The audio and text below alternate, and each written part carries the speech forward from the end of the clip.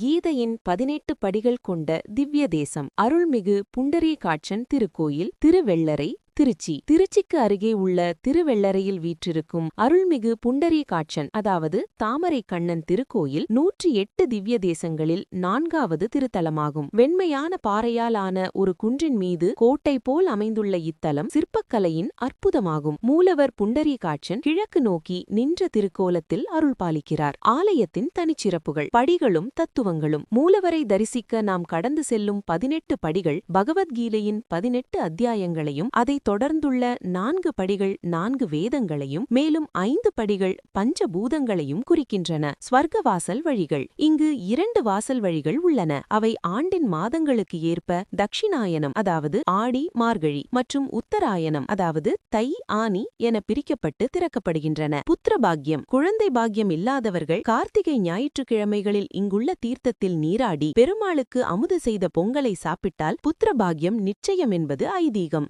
எதிரொலி பிரகாரம். பெரிய பிரகாரத்தில் உள்ள சில கல் அறைகளிலிருந்து ஒலி எழுப்பினால் அது தெளிவாக எதிரொலிக்கும் தனித்துவமான அமைப்பும் இங்கு உள்ளது. பெரியாழ்வார், திருமங்கையாழ்வார் ஆகியோரால் மங்களாசாசனம் செய்யப்பட்ட இந்த திருவெள்ளரைக்கு வந்து புண்டரீகாட்சனின் அருளை பெற்று நீங்கள் விரும்பிய வரங்களை பெற்றிடுங்கள்.